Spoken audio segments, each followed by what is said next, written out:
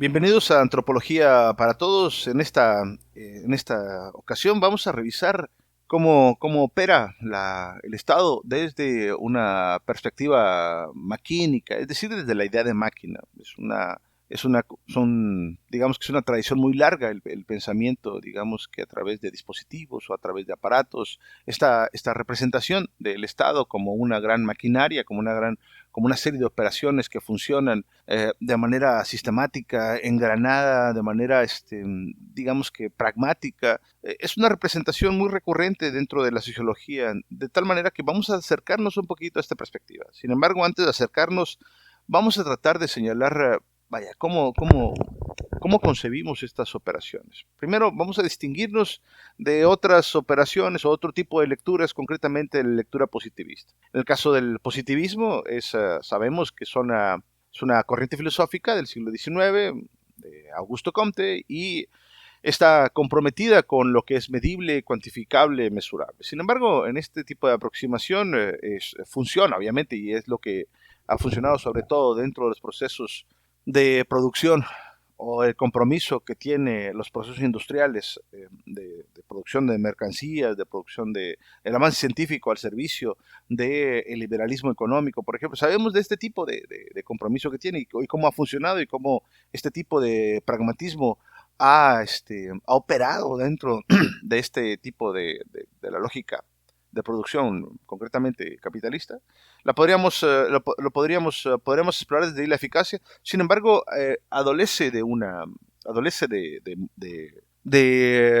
mejor dicho, el talón de Aquiles está justamente en lo no observable. Es decir, lo que no se observa encuentra en ellos su debilidad. Es decir, aquello que no se puede medir, aquello que no se puede cuantificar, etcétera, ¿no? Por ejemplo, en lo que se refiere a la aplicación del pensamiento científico, que está dominado concretamente por el positivismo, cuando este pensamiento trata o aborda los problemas concernientes al espíritu humano, cuando lo aborda desde las neurociencias, pues puede, digamos que llegar a procesos, digamos que interpretativos o puede llegar a conocer en detalle y de manera demostrable muchos de los procesos que suceden en el alma humana. Sin embargo, si lo comparamos con todo lo que se desconoce, pues es una parte muy pequeña. Vaya. Por ejemplo, la idea del inconsciente. La idea del inconsciente la trabajan recientemente. Bueno, recientemente, digamos que a finales de los 60 comienzan a trabajar la idea del inconsciente, las neurociencias. Las neurociencias, por ejemplo, se topan con una serie de conocimientos o de sensaciones. Me refiero a las sensaciones en el sentido de la experiencia sensorial. Se encuentran a través de una serie de experiencias que los seres humanos, o sea, los sujetos, somos capaces de percibir sin ser conscientes de que estamos percibiendo. La llamada, por ejemplo,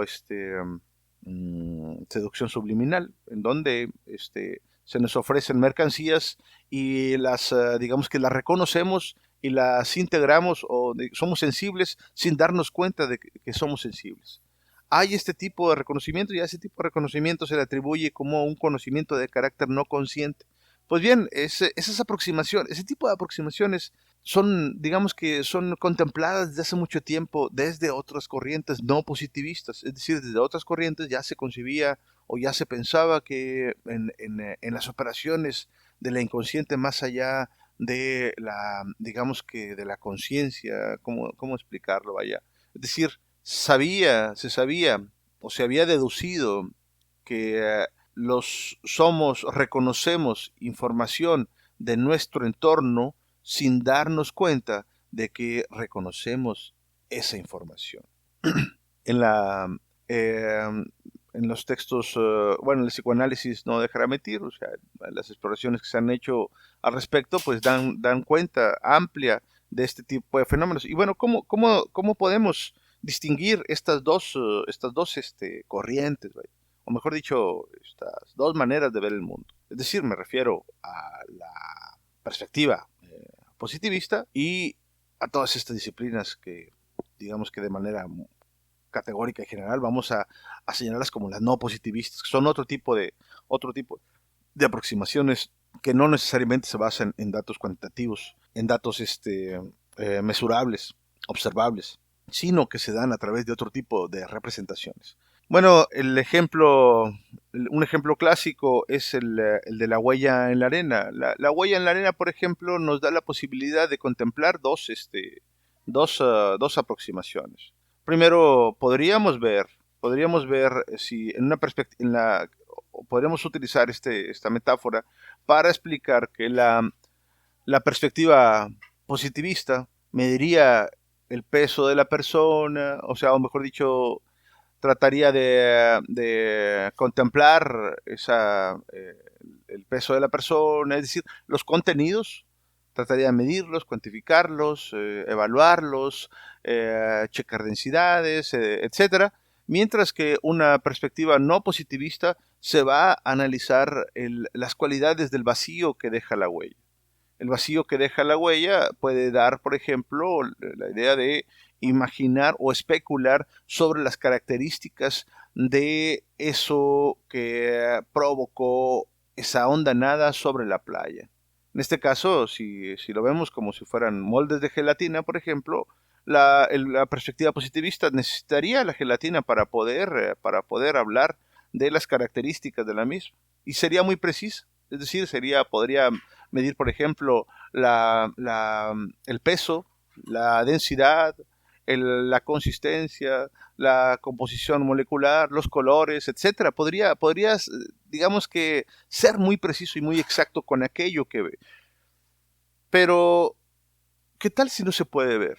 ¿Qué tal si el molde está vacío y no se puede ver? Es decir, no tenemos en este caso los datos como para poder, en este caso, hablar de la consistencia o de la forma de ese contenido. Estaríamos por ejemplo, frente a un molde de gelatina vacío. Pues bien, estas otras perspectivas permiten un abordaje que no necesariamente, digamos que se aproxima a través de la experiencia, a través de lo que se puede contemplar, a través de lo que se puede medir, a través de lo que se puede cuantificar. Me parece interesante la noción de positivo, vaya, porque de alguna manera en el molde genera un positivo y un negativo. En este caso, lo positivo es aquello que está presente, que es la gelatina en sí. Y lo negativo, es decir, el negativo de esa gelatina, sería el molde. Pues bien, estas otras corrientes hablan de una representación que viene a dar cuenta de eso que no podemos observar, que no podemos medir, que no podemos cuantificar. Tendríamos en este caso la posibilidad de especular sobre la forma que tienen los objetos que salen de esa máquina, en este caso de ese molde. El análisis cualitativo del molde, las figuras que están en ella, el tipo de constitución, los materiales del molde. Podríamos ver, por ejemplo, especular sobre el peso, sobre el tipo de consistencia que tendría lo que sale de ese molde, en fin, tendríamos la posibilidad de especular. Se trata de otro tipo de pensamiento, se trata de un pensamiento deductivo que reposa sobre la pobreza de datos. Es decir, lo que no se habla de lo que no se tiene, de lo que no figura frente a nuestros ojos. Se dice, por ejemplo, que lo que conocemos del sistema nervioso central, si ese conocimiento lo pudiéramos representar con una milla, lo que hemos avanzado en la indagación sobre el cerebro, sobre el sistema nervioso central, serían algunas pulgadas. Y todo lo demás sería eso desconocido. Sobre todo lo demás es que se funda, o mejor dicho, sobre lo que es la materia, eso desconocido, eso oscuro, eso que no alcanzamos a ver, es lo que nos permite tratar de producir pensamientos, representaciones que puedan dar cuenta de eso que es inobservable hasta ahora. Es lo mismo que está sucediendo en la física ahorita. Las teorías, por ejemplo, de la física reposan sobre especulaciones. Las teorías, por ejemplo, sobre la antimateria, sobre la posibilidad de la existencia de otras dimensiones, sobre todo lo que conocemos, lo más, digamos que Lo más avanzado de la física reposa justamente en preguntas de aquello que se desconoce. Eso que se desconoce no necesariamente tiene que ser, digamos que, una serie de ocurrencias o una sarta de ocurrencias. Tienen que, obviamente, mantener una lógica que nos ayude a comprender en este caso esa oscuridad, esa ausencia de datos que tenemos. Pues bien, podemos incluso hablar de escalas de abstracción. Podemos hablar de una escala de abstracción en el sentido de que una abstracción es aquello que nos ayuda a representarnos el mundo, pero sigue siendo una representación, no es el mundo, obviamente. En ese sentido, es una perspectiva muy kantiana, vaya, es en este caso una representación de aquello que es inabordable. Es decir, la realidad concreta no la podemos tomar, no nos podemos aproximar. Solo a través de representación nos podemos acercar a ella. Pues bien, esta perspectiva kantiana, por ejemplo, nos puede dar la posibilidad de pensar el acercamiento a la experiencia, al mundo, o en nuestro caso concreto, a las instituciones, a partir de una escala de abstracciones. Bueno, me gustaría poner un ejemplo que utilizó, o mejor dicho, que expuso Rafa. Olvidé, disculpen, luego pongo la referencia, pero es un ingeniero, él tiene se dedicó a indagar sobre un circuito y él se dedicó a diseñar, digamos que el algoritmo que podía manifestar ese circuito. Lo que él estaba tratando de entender es la lógica de abstracciones, es decir, los niveles de abstracciones. Él explicaba el diseño de este algoritmo dentro de este circuito. Voy a pedir la referencia más, voy a ser más específico con esta referencia, la voy a poner a pie de página, porque me parece que es un acercamiento muy interesante, sobre todo para nuestra perspectiva, es decir, la distancia que hay entre el positivismo y las llamadas ciencias cualitativas, también le llaman de esa manera. Es decir, aquellas ciencias o aquellas aproximaciones que no necesariamente reposan sobre cantidades, sobre medidas, sobre evaluaciones concretas, sobre la experiencia en sí, sino que se basan sobre las cualidades, sobre aquello que se desconoce. En este caso, Rafael,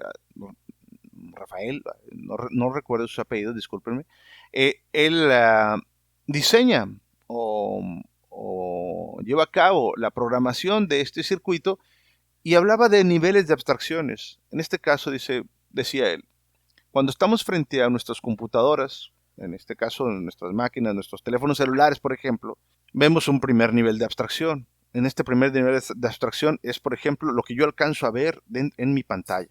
Pero de esa pantalla, lo que veo yo en ese monitor, se ejecuta porque hay un código, hay un algoritmo, hay una serie de algoritmos que están actuando dentro de la máquina, que están expresados en distintos caracteres, con un lenguaje particular, no sé, Python o un lenguaje C2 o qué sé yo. Hay un lenguaje computacional que hace que aparezcan frente a mí una primer capa de abstracción. Pues bien, la segunda capa de abstracción es justamente ese algoritmo.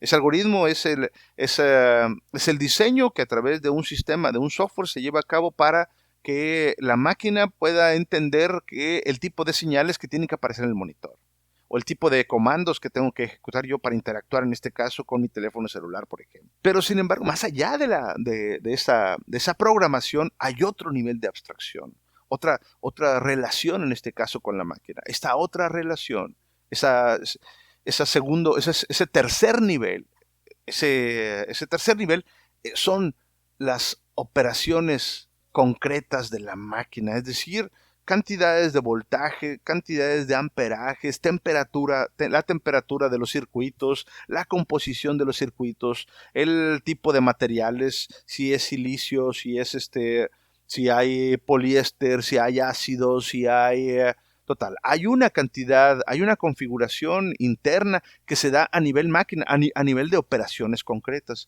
Son tres niveles como mínimo de abstracción. El primer nivel es el tipo de aproximación. Yo entiendo que estoy frente a mi teléfono celular mandando un correo electrónico, por ejemplo. El segundo nivel de abstracción es aquello que no veo, pero que existe y que está y que hace que yo pueda interactuar en este caso con mi dispositivo es el código, es decir, toda la programación que hay implícita en esta serie de interconexión de circuitos. Y hay otro tercer nivel, y el tercer nivel, o digamos que el sótano de esta máquina, son las operaciones concretas de los dispositivos, de los elementos electrónicos que interactúan con temperaturas, con voltajes, con amperajes, para que yo tenga la posibilidad de interactuar con esta máquina. Tenemos entonces sí que hay como mínimo tres niveles de abstracción en la aproximación que tenemos, por ejemplo, con este monitor. Pues bien, si hablamos, si tratamos de explorar el acercamiento filosófico que tenemos con las instituciones, creo que lo podemos hacer de la misma manera.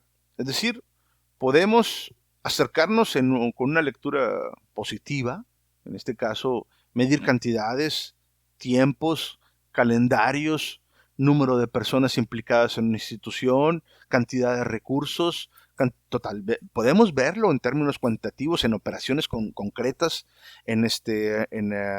digamos que a nivel máquina, a nivel digamos que material, podemos hacer este tipo de aproximaciones. Pero hay otro tipo de aproximaciones que son oscuras y desconocidas. En este caso, no sabemos, por ejemplo, qué sucede en los pasillos de esa institución. No sabemos de una institución gubernamental cómo se construyen los acuerdos entre facciones políticas, por ejemplo. No sabemos las charlas de los baños, por ejemplo, el encuentro que hacen en un sanitario público y el acomodo que hacen ahí de sus cuentas, no lo sabemos. No sabemos tampoco cómo piensa o cuáles son los proyectos que tienen cada uno de los funcionarios responsables de estas instituciones. No sabemos, total. Hay una cantidad gigantesca de elementos que no sabemos.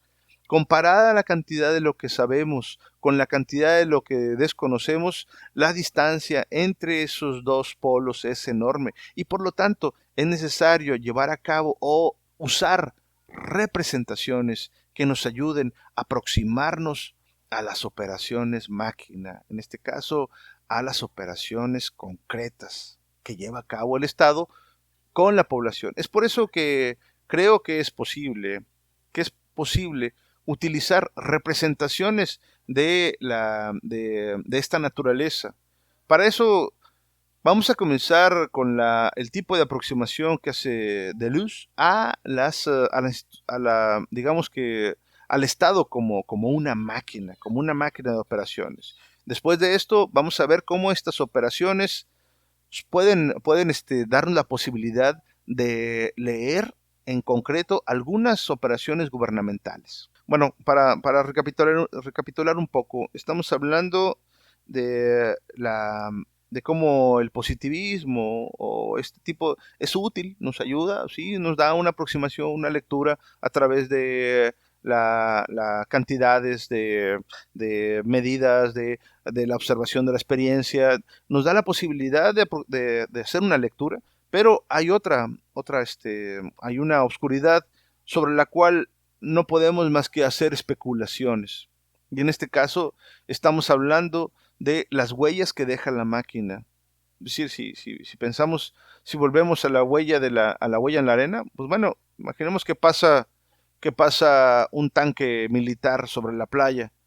Pues bueno, si nosotros no conocemos un tanque militar, pero vemos esas huellas, podemos en este caso deducir o interpretar cuál es el peso de esa máquina, cuál es la función de esa máquina, cuál es el tránsito de esa máquina, la dirección que lleva.